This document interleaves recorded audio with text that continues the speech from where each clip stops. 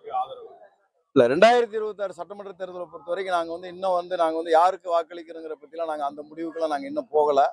But நாங்க எதிர்பார்க்கிறோம். என்ன எதிர்பார்க்கிறோம்னா, தேர்தல் அறிக்கையில எங்களுடைய கோரிக்கைகளை நிறைவேற்றி தரக்கூடிய கட்சி எந்த கட்சி எங்களுக்கு அதை கொடுக்குறாங்களோ. ஏன் அப்படின்னா, எங்களுக்கு இப்போ ஓபிசி பிசி ஜாதி சான்றிதழ் பாத்தீங்கன்னா அரசுல 3 அரசாணைகள் இருக்கு.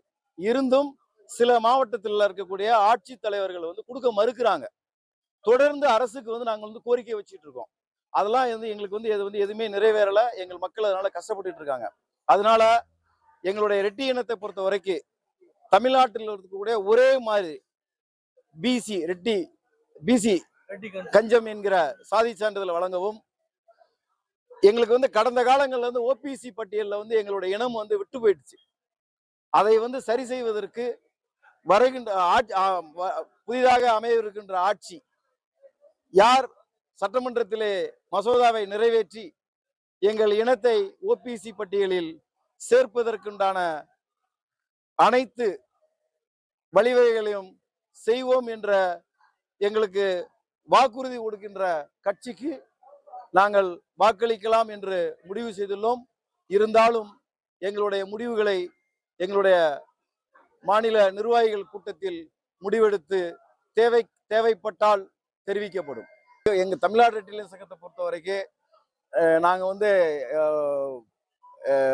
எந்த தேர்தலையும் போய் நிக்கணுங்கிற அவசியம் அந்த நிலை எங்களுக்கு யாருக்கும் அந்த இது கிடையாது. பட் இருந்தாலும் இன்றைக்கு இருக்கக்கூடிய அரசியல் சூழ்நிலையில பாத்தீங்க அப்படின்னீங்கன்னா, ஒரு அரசியலும் ஒரு சாதியும் இணைந்துதான் இன்னைக்கு அரசியல பயணிச்சுக்கிட்டு இருக்கு. அப்படி பயணிச்சுக்கிட்டு இருக்கிறப்ப இன்னைக்கு தமிழ்நாட்டில் குறைந்தது 20ல இருந்து 25 தொகுதிகள், அது குறிப்பாக ஒரு 10 தொகுதிகளுக்கு மேல் எங்களுடைய இன மக்கள் 25,000 30,000 பேர் வசிக்கிறாங்க. ஒரு 4-5 தொகுதியில 40,000 பேர் 50,000 பேருக்கு வசிக்கிறாங்க. ஒரு 10 தொகுதியில 10,000 பேருக்கு மேல இருக்காங்க. ஒரு 10 தொகுதியில 5,000 பேருக்கு மேல இருக்காங்க. இன்றைக்கு பாத்தீங்க அப்படின்னீங்கன்னா, அதுவும் இந்த 2026 நீங்க அரசியல் சூழ்நிலை எடுத்துக்கிட்டீங்க அப்படின்னீங்கன்னா, எந்த சட்டமன்ற வேட்பாளரும் மிகப்பெரிய வாக்கு வித்தியாசத்துல ஜெயிக்க முடியாது.